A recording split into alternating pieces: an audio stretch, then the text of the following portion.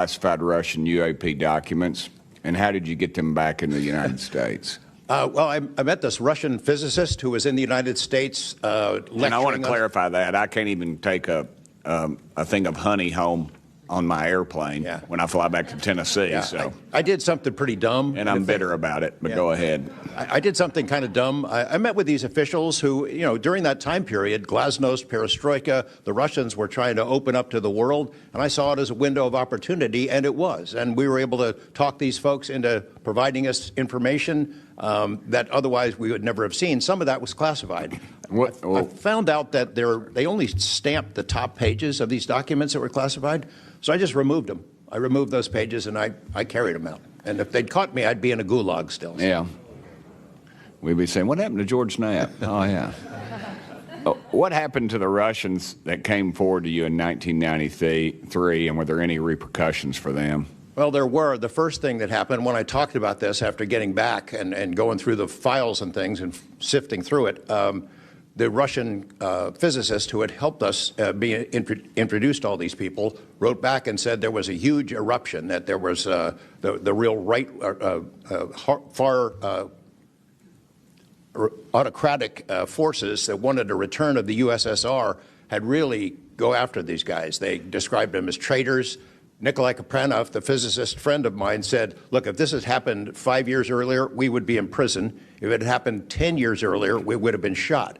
Right. Luckily, at that point, Putin was not in power, but none of those people that we talked to on that trip in 1993 would ever talk to me again. I went back in 1996, and it was like I had the plague. I spoke to different people, but they were scared. And eventually, the story was spun where the Ministry of Defense officials who gave us this information were described as ufologists who said there was nothing really significant to these files. They didn't really find anything a big deal. And I can tell you, you'll see those files that I shared with you, they did find stuff. There was an incident in October of 1982 over an ICBM base where UFOs popped up, was observed over this base where the missiles are pointed at us, United States. These UFOs perform incredible maneuvers. They split apart, they fuse back together, they'd appear and disappear, and right at the end of this 4-hour period, the launch control codes for the ICBMs lit up. Something entered the correct codes, the missiles were fired up and ready to launch, and they could not shut it down. The Russian officers were panicking. The UFOs they disappeared. The launch control system goes back to normal. Colonel Sokolov and his team came in, took the thing apart, could not figure out what it was. It wasn't a power surge or EMPs or some of the baloney excuses that our country has given for similar events involving our nuclear missiles. They thought it was a message from wherever the UFOs were from. And that's a chilling thing. I mean, we were a couple of seconds away from World War III starting, and the UFOs were responsible for it. All right, I'm out of time, but real quick, who are the contractors that have this material, the corporations? Well, one of them is Lockheed. And I'll tell you, I mean, I'm not saying Lockheed's the bad guys. They're doing what they were asked to do. Sure. They have lied about this because that's what they're supposed to do. But Lockheed would be one. There's a list I can give you, Congressman. Some of the big ones, the usual suspects. Okay, thank you. Yield back, Chair Lady. Sorry for going over. It's all good. It's all George Knapp's fault. I now recognize Ms. Boebert for 5 minutes. Thank you, Madam Chair. Chief Wiggins, based on your training and operational experience, could the behavior that you witnessed, a transmedium object vanishing without a sound, be explained by any known technology that we possess or other governments possess? It cannot. No.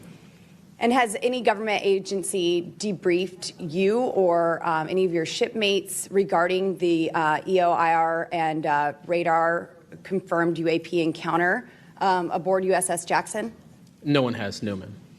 What was that encounter like when you brought that up? If you want to briefly summarize that, when you brought that to their attention and then you were not provided any follow-up, who was told and how did you feel when there was no contact back to you? As far as the actual incident happening, yes, or sir. the reporting level? Yes, Chief. It was within the event happening. My duties are to report to the tactical action officer on watch while we're standing watch. So tactical action officer was there. I made my report. I've not had any discussion outside of that day. There's been no communication to me or requests from me within inside of the military. But speaking of that actual incident itself, once the report was made to the tactical action officer, that's when I made the decision to ask the individual watchstander that was controlling Sapphire to be able to slew into the location. And that's what you see in the video itself is when the watchstander is slewing in and kind of showing us what we're looking at. But outside of that, that's as far as the reporting went that I know of. Thank you, Chief. Just for the sake of time, Mr. Nusatelli, has ARO, the Air Force, or the FBI ever followed up with you personally about the Red Square event? I did have follow-up by ARO, nothing with the Air Force. The ARO office updated me, I think, at least 2 times. They let me know that they were unable to locate any records, that the records had been destroyed by the Air Force. The Air Force is destroying all their police records every 3 years on a schedule.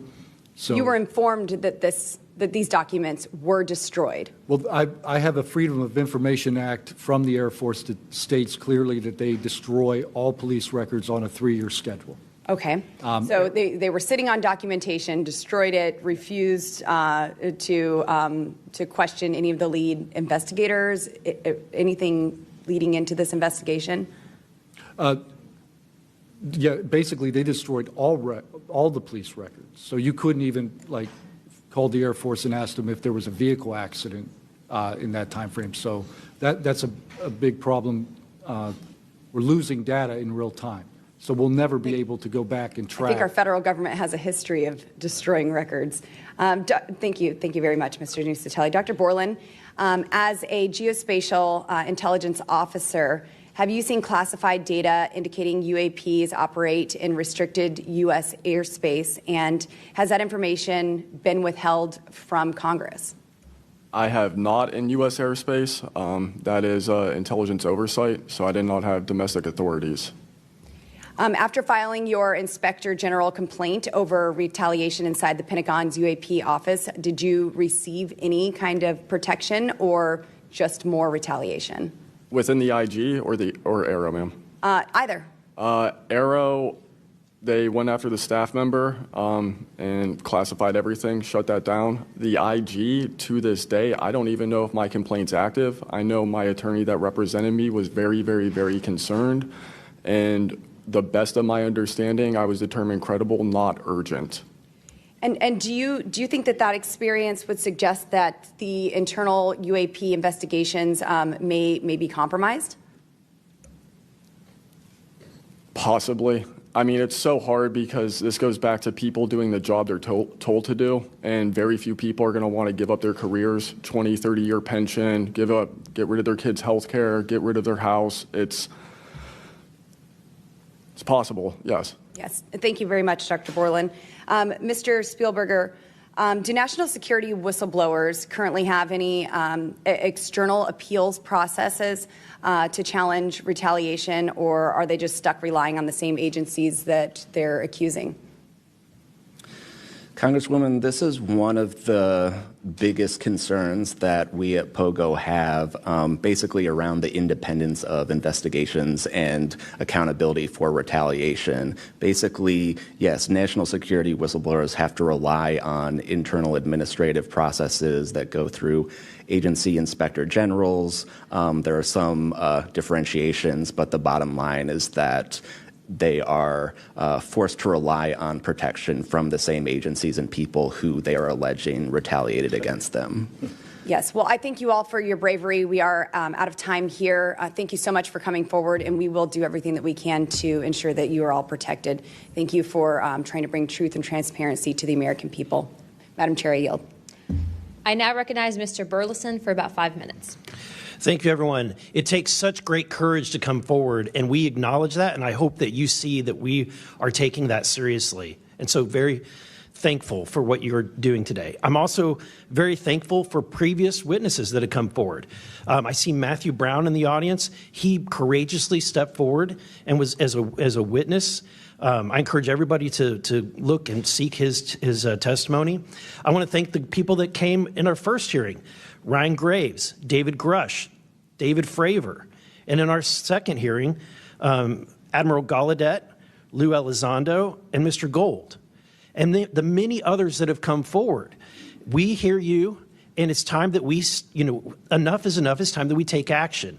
Look, I'm not jumped to the conclusion that I believe that there are, aliens coming from another planet, but I'm open to that.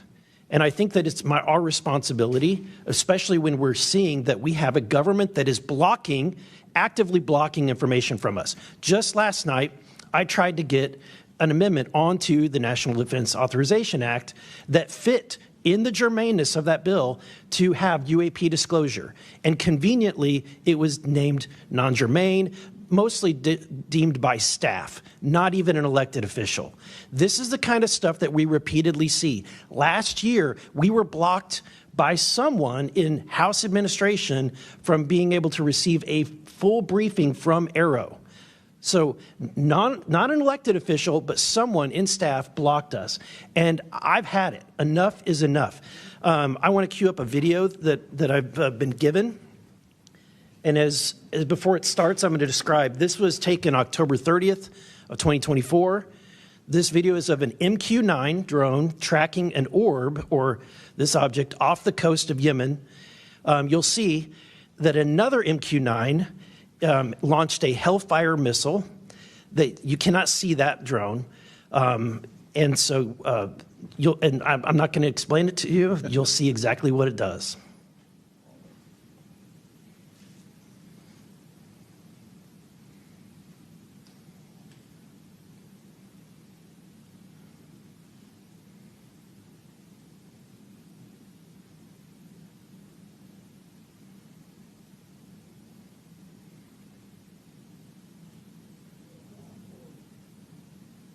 Became the law of the land.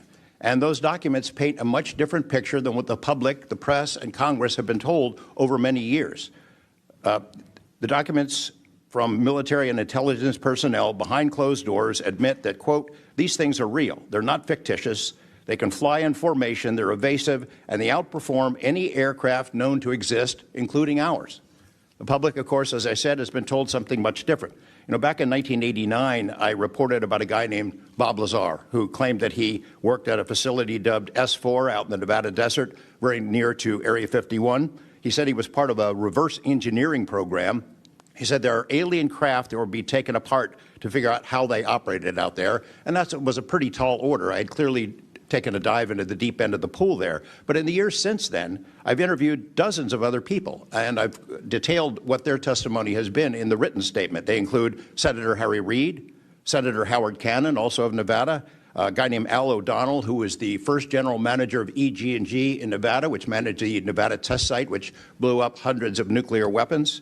There's a guy named Dr. James Lakatsky, who was a career scientist with the Defense Intelligence Agency, who was the guy who initiated a program called AWSAP, Advanced Aerospace Weapons Systems Application Program, which is, as far as we know, the largest acknowledged UFO program ever funded by the U.S. government, which put together an amazing pile of information that members of this committee and the world, most of which have never seen. The DIA still hasn't released 95% of what was prepared by that program at a cost of millions and millions of dollars. The one name I do want to bring up in this session, though, is Robert Bigelow. So looking into the idea of crash retrievals and reverse engineering, while AWSAP, that program, was active, the DIA's contractor, Robert Bigelow of Las Vegas, made a bold attempt to acquire physical proof of UFO crashes. It's been widely reported and suspected that Lockheed Martin is one of the contractors, the defense contractors, that has held this stuff, stored it away in secrecy, and tried to figure out how it works. I have confirmed on the record that Robert Bigelow and a trusted colleague from AWSAP met with and negotiated with senior executives at Lockheed Martin and hammered out a deal wherein Bigelow's company, Bass, would receive a quantity of unusual material that had been stashed away and protected at a facility in California. That material was not made here. I want to move on now to the Russia files, because that was going to be sort of the central impetus of what I was going to talk to you about today. Back in the early 90s, I got into Russia, met with a number of their defense officials, Ministry of Defense and others, who confirmed for me that Russia had been doing the same thing that the United States had been doing, that is, secretly studying UFOs while publicly saying something completely different. The documents and interviews that I obtained and have now shared with this task force show that the USSR launched what is almost certainly the largest UFO UAP investigation in the world. The first phase of that was an order was sent out to the entire USSR military empire that every unit, you see anything strange in the sky, a craft, an orb, something unusual, you had to gather all the evidence, collect testimony from the witnesses, look for physical evidence, and all of that information went into one program at the Ministry of Defense. Thousands and thousands of these reports came in. A lot of them were first routed to the KGB, but then back to another program that came after this collection effort called Thread 3. And Thread 3 was an analysis program. We have provided to the committee the documents of what they were trying to do, and essentially they were trying to build their own UFOs. They were using the information from their observations and studies to try to figure out that technology. The guy who was in charge of that program, Colonel Boris Sokolov, told me that their goal was to basically develop technology that would be superior to anything we had, based on what they learned from UFOs. Mr. Knapp, just in the name of time, Sure. to my understanding, did you have anything you wanted to submit for Congress to see in this committee? I have submitted those documents. Would you like to play any videos? Do you have a video that you would like to play? I don't think it's for me to play. No, that was for Alexander. Yeah, Alexander's video. Okay. You could play it. He could narrate it. Okay. We can, in the name of showing that video to everyone on the task force, we'd like to play that video at this time. Sure.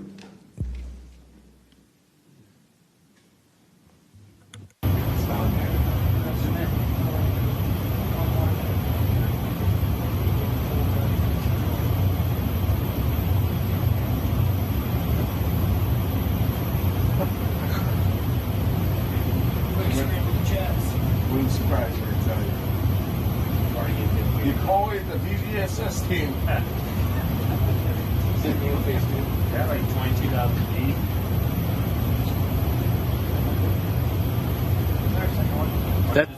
That shit took off earlier.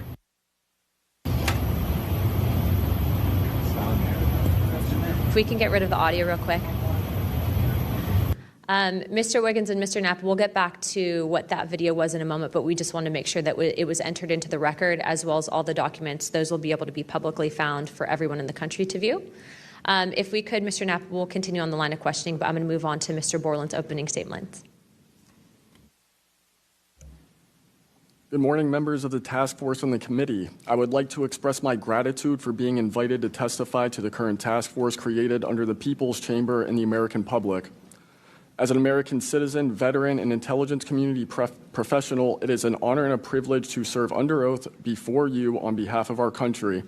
I speak for myself and no former agency or company I have been previously affiliated with. My name is Dylan Borland, a former 1N1 geospatial intelligence specialist for the United States Air Force in an active duty enlisted capacity from 2010 to 2013. I've also been employed with BAE Systems and Intrepid Solutions as a senior analyst, expert in analyzing video, radar, and advanced electro-optical imagery for official identification of aerial order of battle as well as naval and ground order of battle. I'm a federal whistleblower, having testified to both the ICIG and AARO with direct firsthand knowledge of and experience with craft and technologies that are not ours and are reportedly operating without congressional oversight. Because of my direct knowledge of the reality of certain legacy UAP programs, my professional career was deliberately obstructed, and I have endured sustained reprisals from government agencies for over a decade. From 2011 to 2013, I was stationed at Langley Air Force Base, Virginia, conducting 24-hour operations via manned and unmanned aerial vehicles for Special Operations Forces in the global war on terror. During the summer of 2012, my team was on standby for weather, and I returned to my barracks on base, and at approximately 01:30, I saw an approximately 100-foot equilateral triangle take off from near the NASA hangar on the base. The craft interfered with my telephone, did not have any sound, and the material it was made of appeared fluid or dynamic. I was under this triangular craft for a few minutes, and then it rapidly ascended to commercial jet level in seconds, displaying zero kinetic disturbance, sound, or wind displacement. Some years after that experience, I was further exposed to classified information from the UAP legacy crash retrieval program through a sensitive position I held within a special access program. During this time, intelligence officers approached me in fear for their own careers, citing misconduct within these programs and similar retaliation that I was already enduring at this time. These issues include medical malpractice committed by Veterans Affairs staff, denial of work I performed while enlisted in the United States Air Force, forged and manipulated employment documents, workplace harassment, including colleagues being directed to not speak with me, manipulation of my security clearance by certain agencies, blocking, delaying, and ultimately removing my ability to be employed within the IC. The retaliation I face and the retaliation against individuals I know who worked in these programs is what convinced me in March 2023 to become a whistleblower. I came forward out of concern for people's lives and to ensure I did everything I could to let our elected representatives know the truth about what is really happening in the executive branch. At the end of March 2023, I agreed to meet with Aero following the suggestion of other federal officials believing it was what our nation required of me. I had reservations with Aero due to assessments they were reporting publicly at the time as a misrepresentation of the truth. Because of these concerns, I did not share sources and methods information in order to protect current and former federal personnel who had firsthand exposure to technologies of unknown origin. I did not want anyone to face further retaliation beyond what they had already endured. And unfortunately, a staff member ended up getting in some trouble because of that. After David Grush testified under oath in the summer of 2023 and provided historic disclosure, I was then asked to go to the ICIG and did so in August 2023. It was very clear early on during my intake interview, which was video recorded under oath, that the objective was to solely assess how much I know and not move forward with an investigation with new information I provided them.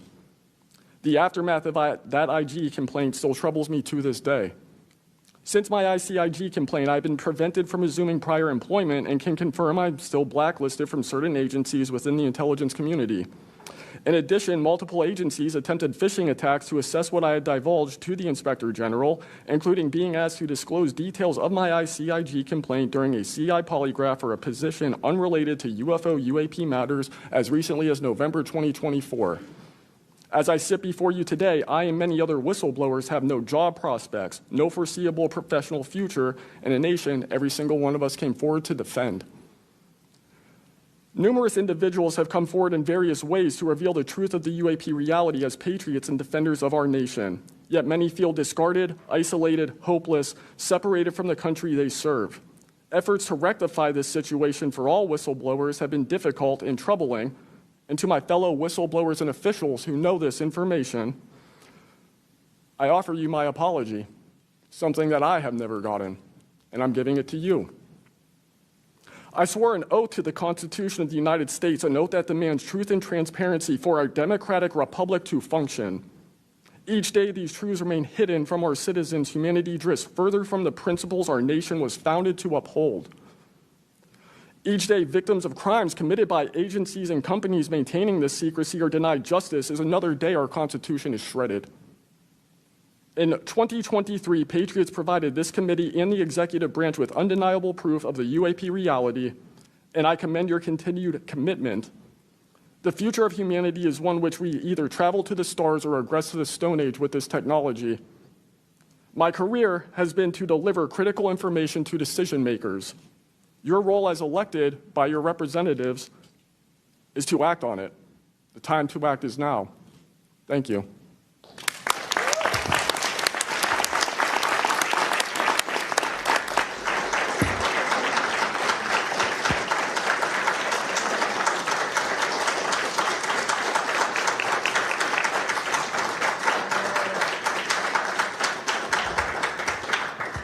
Mr. Borland, thank you for your service to our country, and we appreciate you. And we are sorry about how you've been treated, and we will make sure that we try to rectify that situation. Thank you, ma'am. Mr. Spielberger, Please, your opening remarks. Chairwoman Luna, Ranking Member Crockett, and Task Force members, thank you for the opportunity to testify here today about the importance of strengthening whistleblower protections, especially in the context of national security. I'm a senior policy counsel at the Project on Government Oversight, a nonpartisan independent watchdog organization that investigates and exposes waste, corruption, abuse of power, and when the government fails to serve the public or silences those who report wrongdoing. Whistleblowers are the first line of defense to root out waste, fraud, abuse of power, and corruption in our government. Congress relies on whistleblowers so that it can fully exercise its oversight and legislative authorities. It's understandable that former presidents of both parties have often taken a hostile approach toward whistleblowers. Their disclosures can embarrass the president and their political party or even lead to a national scandal. But whistleblowers continue to play a vital role during both Democratic and Republican administrations. They help Congress and the public identify and understand what government corruption looks like. Their disclosures fuel investigations and allow us to address wrongdoing and hold those responsible to account. That's why historically there's been a strong bipartisan consensus in Congress to support and protect whistleblowers. Doing so protects the country and ensures our government is more responsive and accountable to the people. National security whistleblowing in particular is a tradition going back to the founding of our country, and over time, national security whistleblowers and their disclosures have impacted some of the most fundamental issues and questions about how we wish to be governed and how our government can better serve its people. From the role the U.S. plays around the world to holding powerful actors accountable, government ethics and transparency, human rights and civil liberties, executive branch authority, First Amendment freedoms of speech and dissent, freedom of the press, and the public's interest and right to know. Despite this invaluable public service, blowing the whistle comes at great personal risk. Whistleblowers risk losing their jobs, careers, livelihoods, and reputations. They can face retaliatory investigations, lawsuits, and even serious criminal charges. And they can endure deep mental, emotional, and psychological harm. All of that risk to speak the truth, to ensure that agencies fulfill their core missions, and that they serve the best interests of the people. Those who retaliate against whistleblowers don't just violate their legal rights, they inflict real harm on our government and betray the public's trust. Targeting whistleblowers instead of the corruption they expose wastes agency resources and further allows that corruption to continue unaddressed. It can instill a chilling effect across an agency, fostering a climate of fear and distrust, quieting dissent and free speech, and deterring potential whistleblowers from coming forward in the future.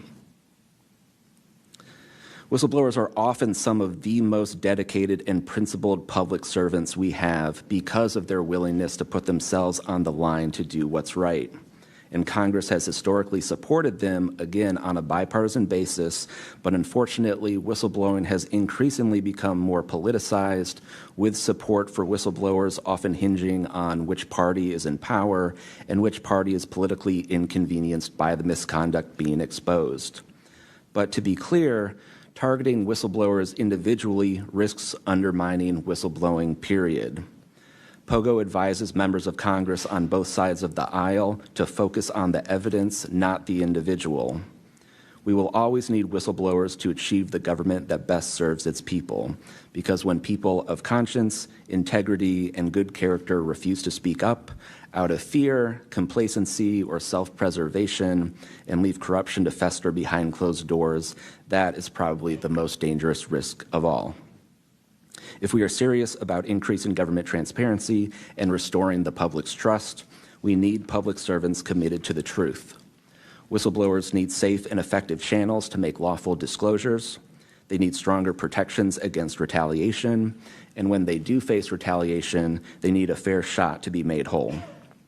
Congress has made strides to pass whistleblower legislation, and these laws need to be updated and expanded so that whistleblowers truly receive the protections they need, retaliators are held accountable, and we can achieve the type of government the people deserve.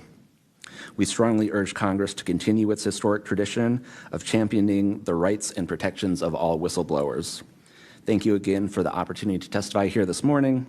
POGO is committed to working with you and the Oversight Committee to address these critical issues. I look forward to any questions. Thank you, sir, very much. Additionally, without objection, the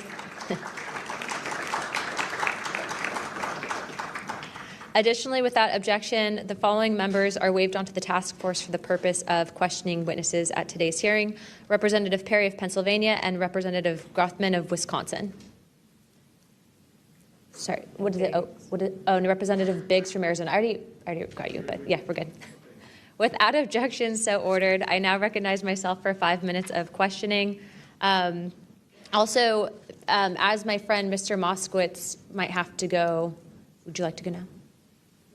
Okay. All right. Mr. Borland, in your testimony, you described witnessing large triangular craft while stationed at Langley Air Force Base in 2012. Can you explain what you observed in terms of size, behavior, and why you're confident it was not conventional technology? Great question, ma'am. So on the base, I lived in the barracks. There was a little smoke pit outside. I was there on the telephone and looking across to the flight line, and I see a white light pop up and stop about 100 feet in the air. I thought it was a weather balloon. I've seen tests from there before, weeknight, normal thing, not surprising. I actually finished my cigarette and I began walking up towards the flight line. There is a track, and because I was on 3 months of night work, I would walk the track at night when we were weather down. And as I began walking towards the flight line and the track, the light then flies across the base, across the flight line, and as it flies to me, a triangle manifests around the light. I can't tell you if it's active camouflage. I can't tell you if it appeared around the light, but I can tell you that it was a white light, and then it was a triangle. It stopped about 100 feet in front of me and approximately 100 feet above me. My telephone got extremely hot, completely froze, dead. I remember how thick it was. It was between 1 to 2 stories thick, equilateral triangle. I could never see the top of it, and the edges were 90 degrees.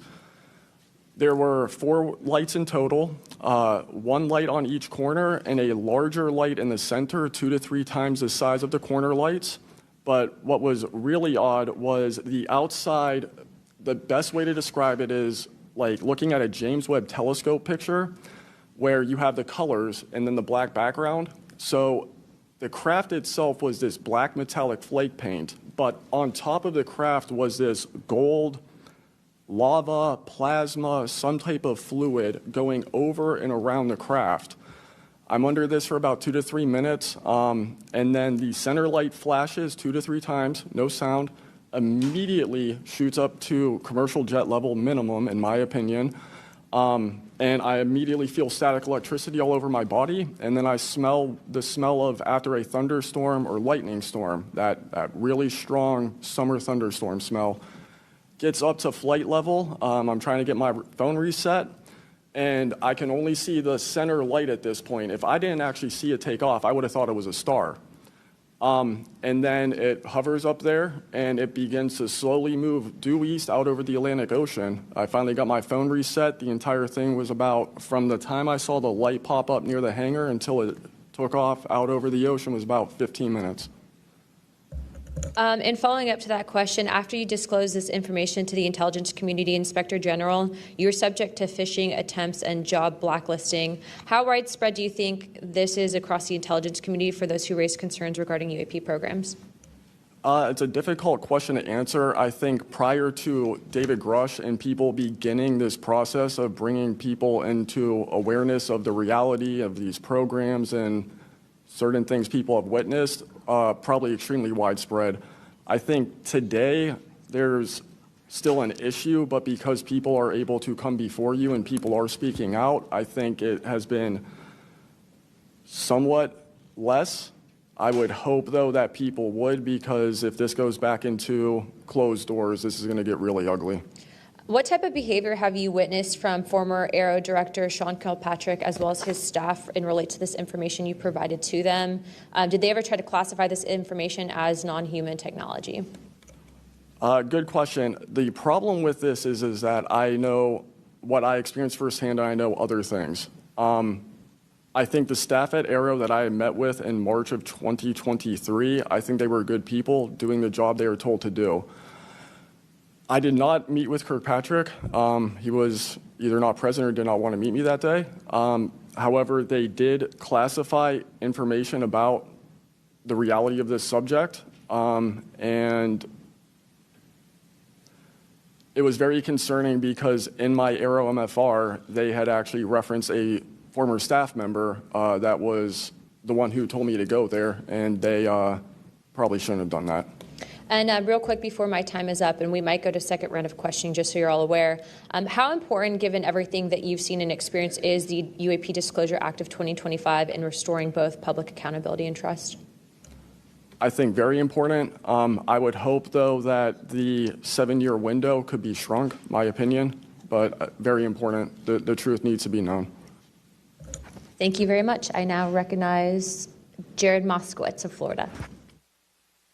Thank you, Madam Chairwoman. Thank you for allowing me to wave on to the committee. I remember, the last committee when we had a bunch of former military personnel folks that either served on bases, were pilots, or were in different programs experiencing knowledge. It made me recognize that the narrative has changed, right? It's politically convenient for the government if you all weren't military folks in suits. It would be much better if you pulled up in Winnebagos and were wearing hats. And so the picture of this, because that's important for the American people and how you tell a story, what the message looks like, and who the messenger is.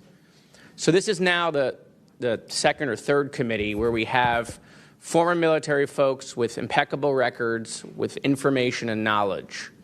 And it's definitely clear on a bipartisan basis that we have to protect our whistleblowers. There's no doubt. And in a day in which it's really hard to tell what's true or not from a political standpoint. And so I don't really know what is true. I don't know on this subject. But I do know when we're being lied to. And we are definitely being lied to. There's just no doubt about that. Mr. Wiggins, I want to talk to you. I find your background and testimony compelling. When you first saw what you were looking at, what were your first thoughts? My first thoughts were, I think everything that I was told and taught as a kid and as growing adult no longer, was applicable. If I'm able to see something that I thought defies gravity in such a way, then what else could be possible?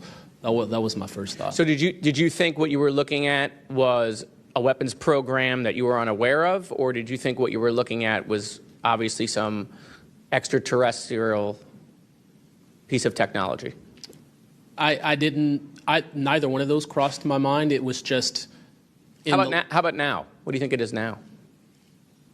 I'm not the expert. I think I want to be as skeptical as everyone else and just hope to know the information. Anyone in the U.S. government tell you what you were looking at to try to dissuade you from what you thought it was? No.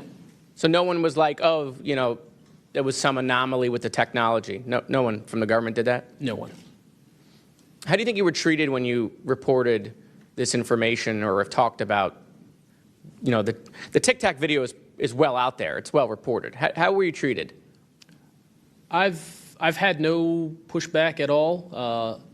I haven't had anyone reach out to me or try to, dissuade me in either direction, militarily speaking. So I was treated fair, and I appreciate the Navy itself with assisting me with coming here to being able to testify. That's good. So what do you think the American people should take away from watching your video, right? Because when we watch it, obviously, right, we've never seen anything like that. It defies what we know to be technologically possible. What are we supposed to think?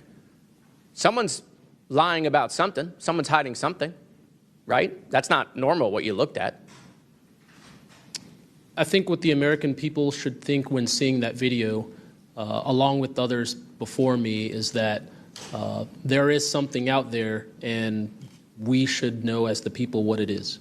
Right. And so let's eliminate possibilities. So they didn't come to you and say there was a technological error with what you were looking at. So we put that aside, right? They didn't say it was broken. So we look at that and we see something. So it's either a weapons program being reverse engineered by our governments or other governments, or it's nobody's government, and it's not from here. Those are it. You agree with that assessment? I agree. One or the other. Mr. Borland, when you first experienced what you were looking at, what did you do next? Like, what was your next step after it had passed and you were done? I actually kind of laughed to myself and said, okay, so this exists as well. Worked in enough programs, been exposed to enough that I was like, okay, so this is a real thing. I went back, walked the track, talked with a couple of my friends about it. I did talk with some of my coworkers, one in particular, which I thought was a joke, and it definitely wasn't, was like, you probably should never say this to anybody. And then what happened to me happened, so. What about you, Mr. How do you pronounce your last name? Nusatelli. Nusatelli. And sorry, I know I'm running out of time, Madam Chairwoman. So obviously your incident happened well before we could record things on cell phones and things of that nature, right? What did you do when you first experienced? Because what you saw, right, you saw it happen like right out of your base. Correct. So tell me what you did after you saw that. What was like your next move? And I want to hear what your experience was. My next move, I went into my house after it left. I made sure no one had been abducted, and I picked up the landline. I called the Security Forces Command Center. I reported it. I requested that they give me a call back and make notifications up the chain of command. I got a call back in about 15 minutes. They reported that the weather station reported no balloons or aircraft, nothing on radar, no aircraft inbound or outbound. So I got that notification. And then within the following day or two, me and the other witnesses wrote statements. We prepared a report, and then we filed all that information. Madam Chairman, thank you for your indulgence in my questioning, and thank you for continuing to lead on this subject. What do you and your friends think about it today? You all have talked about it. Yeah. I mean, so what do you think about your experience as a collective group? That'll be my last question, Madam Chairwoman. I mean, we've been talking about this for 20 years. We don't know what we saw. What we saw changed our lives in the way we think about everything. It was incredibly profound. The object I saw, I don't even know if it was an object. It was a light. It was an orb. It didn't look like a craft, but it did look solid. And that's what we talk about. We noticed the object, and this was a pattern across all the encounters. Someone would see a light. They would pay attention to the light. And then the object responds. It performs for you. And then they come down and they investigate you. So it's almost like they're curious. So that's the thing we primarily talk about. Why did it come after we noticed it? Maybe it noticed us after we noticed it. You're welcome. I now recognize Representative Mace for 5 minutes. Thank you, Madam Chair, and I want to thank all of our witnesses for being here today. Mr. Borland, I'd like to start with you and ask a few questions. Were there any other witnesses when you saw the equilateral triangle? Were there other witnesses that saw the same thing? Not to my knowledge, ma'am. At that point, the only people that would be awake is those of us that were doing operations for the GWAT and then security forces, so not to my knowledge. And do you think that, in your opinion, that the equilateral triangle was the U.S. government's technology? I did once upon a time, but knowing what I know now, I'll have to answer that question in a skiff probably. Well, my next question is, you teased us, so knowing what you know now means what? I know enough to know that if you want an answer to that question, go to Aero. They have the answer. Do you think it was a foreign government? I do not, no. And Aero was supposed to be disclosing. The last time I was in a skiff with Aero, they said they were going to be doing disclosures. Had they been doing much of that? I don't have an answer to you Yeah. you. I don't know. I know what Arrow reports publicly, and I know what I've been through. Yeah. And some of this stuff can be, I think, debunked, right? Sometimes there are weather balloons that look kind of a little funky, or drones or whatever, depending on the angle, direction, speed, et cetera. Are you scared for your safety? That's a complicated question. So being here today, if I say the wrong word, technically I can be charged with espionage. Espionage is a death penalty. Whistleblowers have faced it. John Kiriakou, for example. I am not scared for my physical safety in the sense of an agency or company coming to kill me, but I have no job. My career has been tarnished. You know, I'm unemployed, living off of unemployment for the next 3-4 weeks until that's gone. So it's a complicated question. Have there been stories leaked about your life to try to discredit you in the public eye? As of now, I don't know. We know they did that to Mr. Grush. I am aware. Yes, ma'am. They leaked his private medical information, horrific things. It is. Okay, you said in your testimony earlier with the chairwoman, you know other things. I guess that has to be mentioned in a skiff. It would. The other things. It would, pending I'm even legally allowed to speak on it, and the people in the room are even legally allowed to hear it. And is that, would we need to know the compartmentalized word, like what the code word is or the name of the program, the special access program, in order to even hear it? You have to know the word, right? I would suggest the name of it, right? I would suggest that to be asked to DNI Gabbard and work with her for that, because I can't give you the answer on what is the requirement. But this is what the U.S. government does, right? They compartmentalize the information. Only certain people know the name of the program, and if you don't know it, you can't get the information. If you don't have the name, you don't know what to ask for. Even when we're reviewing the budget, we go into a skiff, we look at DoD budget and the budget of like black box programs, and we don't know what we're looking at because we don't know what these programs are. Is it a way for the government to hide from Congress what's really going on and where the money's going? In my opinion, absolutely, yes. You mentioned, too, in your testimony earlier that, quote, you went to speak with the government and they said somebody's name, a colleague's name, and you said they shouldn't have mentioned that staff person's name. What does that mean? A Senate staffer who is the one who helped me get to Arrow recommended me I go there, gave me the email and the phone number because I could not find that information at all at the time. In fact, I believe you guys have talked about how Arrow didn't even have a website for quite a period of time. We were told they were going to do disclosures, both what they've debunked, because some of it can be debunked, and then what they haven't been able to debunk. And to my knowledge, it hasn't been a thing. I only have 1 minute left, so Mr. Knapp, we were definitely going to you. Watched every documentary. You guys have you and Jeremy have done a terrific job. I usually have more questions than I have answers. I think we all do, and you guys are doing a terrific job to bring information to the public. Do you think that any of this is a psyop by the U.S. government? Entirely possible. I mean, our government and other governments have admitted that they've tried to use UFOs to cover secret projects.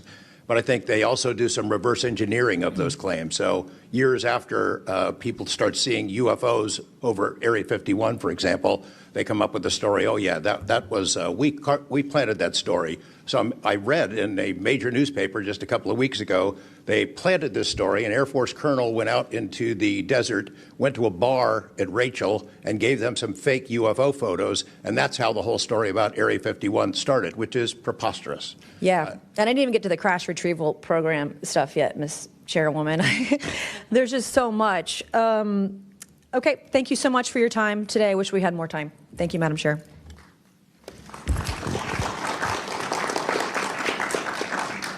I now recognize Ms. Crockett for 5 minutes. Thank you so much, Madam Chair, and thank you so much to each of the witnesses that have come before us today. The federal government has had a long-standing overclassification issue in general. We all know that, from the assassinations of MLK and Malcolm X to the COINTELPRO and torture programs to now UAPs. The federal government has kept the American public in the dark about issues of immense public interest. The federal government has routinely made excuses for failing to provide transparency to the public, the most common of which is national security concerns. Mr. Spielberger, can you provide an example of when national security was inappropriately used as a pretext for classification? Congresswoman, probably one of the most infamous examples of that is the 9/11 Commission that found that overclassification was a key factor in the failure to adequately prevent the attacks of that day.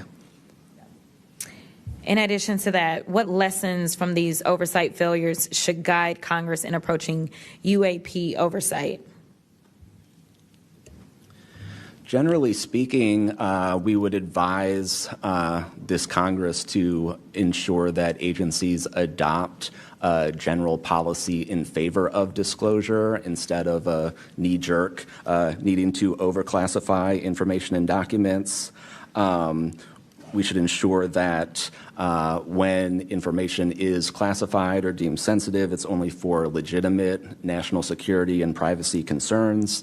And we would recommend adding additional factors to the considerations of cost, value, and certainly to the extent that it's critical for the public interest and the public's right to know, especially when we are talking about these very serious national security concerns and implications. Can you speak to how whistleblowers have historically helped Congress uncover the truth in other areas and how that might apply here? Absolutely. So again, Congress has always relied on whistleblowers coming forward and making disclosures in a number of different issues across different agencies, anything from national security to airline safety, railway safety, environmental concerns, workplace health and safety, a lot of issues coming out of the COVID pandemic, for example. Whistleblowers have come forward with important disclosures on just about any critical issue affecting our government and affecting the American people, all of which have grave implications for the rights and protections that we have and how we live our lives in communities across the country. How important is it for whistleblowers to have strong protections when it comes to UAP-related disclosures or disclosures of other topics of excessive government secrecy? It's absolutely vital. This has been one of the disappointing failures of doing this work, of advocating for stronger whistleblower protections. We recognize the invaluable public service that brave whistleblowers play in coming forward, again, taking all of these risks that we've heard about just to speak the truth, to get important information out in the public consciousness, but they can only do so when we have safe and secure channels for reporting, when there is trust in the independence of agency watchdogs like inspectors general, like the Office of Special Counsel, like the Merit Systems Protection Board that play critical roles in investigating whistleblower disclosures and enforcing the protections of whistleblowers. All of that is essential to allow whistleblowers to keep coming forward and playing these incredibly important public roles. Thank you so much. Let me just say this. People look at Congress, especially now, and they see a lack of unity. They don't see the ability for us to come together really on much of anything. I will say that I do applaud the chairwoman and the work of this committee because for once I feel like we are focusing on governing, which should be about transparency. The reality is that we cause more harm than good when we allow a lack of transparency to fester. It allows for all types of conspiracy theories instead of us actually making the investments that we need to make to get the information and actually provide it to the American people. The reason that I wanted to focus on making sure that we answer some questions specifically around the protections of those that are willing to come forward is because the only way that we can make this government actually work for all of us is if no matter where you are in this federal government, you feel as if you are safe when you come forward with information of any issue. And so I do want to thank you for all of your stories. The reality is that we only get 5 minutes, and the vast majority of everything that you have to say cannot be contextualized within 5 minutes. But I know that my colleagues are going to get to kind of pulling some more of that out. But again, I really just want to thank you for your courage in this moment, and thank you for your service to our country.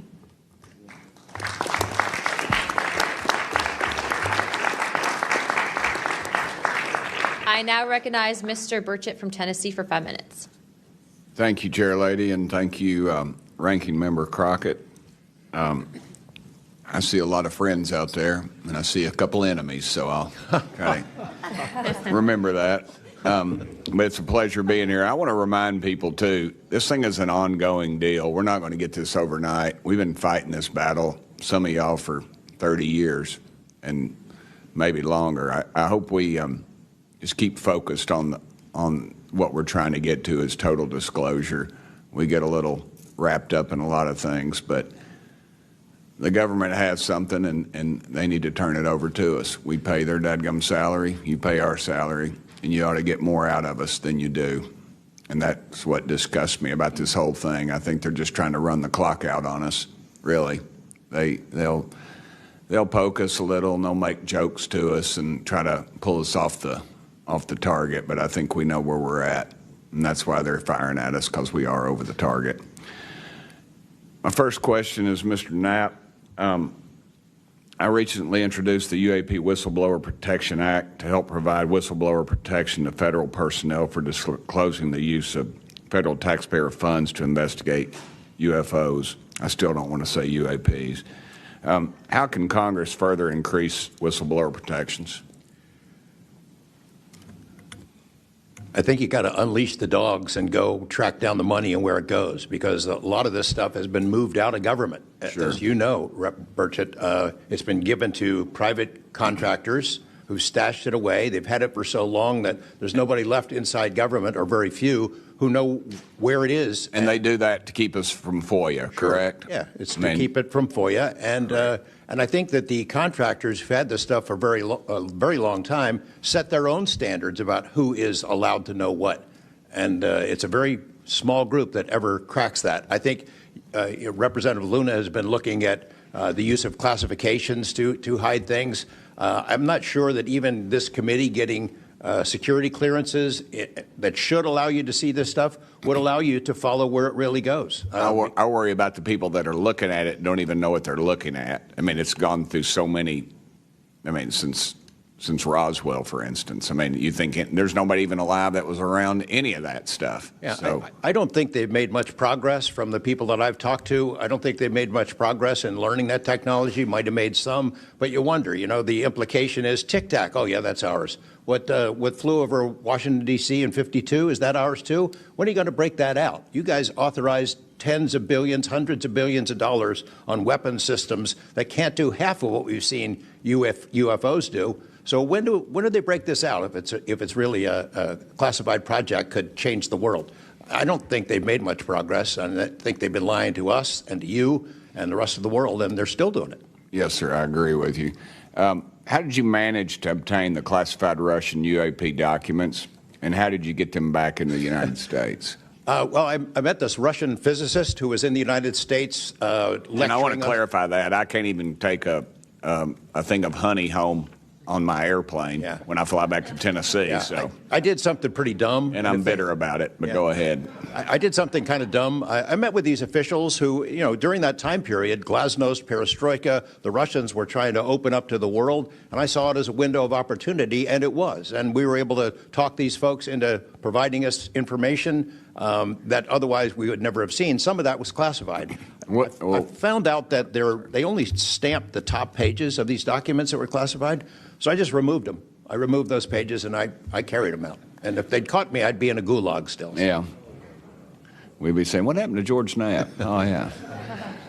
What happened to the Russians that came forward to you in 1993, and were there any repercussions for them? Well, there were. The first thing that happened when I talked about this after getting back and going through the files and things and sifting through it, the Russian physicist who had helped us introduced all these people wrote back and said there was a huge eruption, that there was the real right, far autocratic forces that wanted a return of the USSR had really go after these guys. They described them as traitors. Nikolai Kapranov, the physicist friend of mine, said, look, if this had happened 5 years earlier, we would be in prison. If it had happened 10 years earlier, we would have been shot.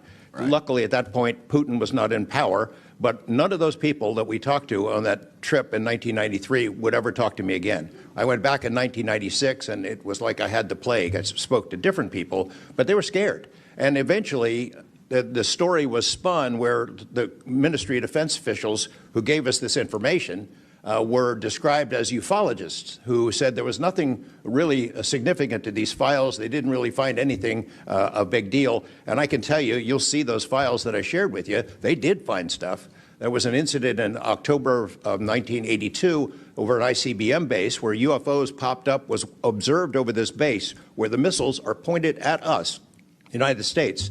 These UFOs perform incredible maneuvers. They split apart. They fuse back together. They'd appear and disappear. And right at the end of this 4-hour period, the launch control codes for the ICBMs lit up. Something entered the correct codes. The missiles were fired up and ready to launch, and they could not shut it down. The Russian officers were panicking. The UFOs they disappeared. The launch control system goes back to normal. Colonel Sokolov and his team came in, took the thing apart, could not figure out what it was. It wasn't a power surge or EMPs or some of the baloney excuses that our country has given for similar events involving our nuclear missiles. They thought it was a message from wherever the UFOs were from. And that's a chilling thing. I mean, we were a couple of seconds away from World War III starting, and the UFOs were responsible for it. All right, I'm out of time, but real quick, who are the contractors that have this material, the corporations? Well, one of them is Lockheed. And I'll tell you, I mean, I'm not saying Lockheed's the bad guys. They're doing what they were asked to do. Sure. They have lied about this because that's what they're supposed to do. But Lockheed would be one. There's a list I can give you, Congressman. Some of the big ones, the usual suspects. Okay, thank you. Yield back, Chair Lady. Sorry for going over. It's all good. It's all George Knapp's fault. I now recognize Ms. Boebert for 5 minutes. Thank you, Madam Chair. Chief Wiggins, based on your training and operational experience, could the behavior that you witnessed, a transmedium object vanishing without a sound,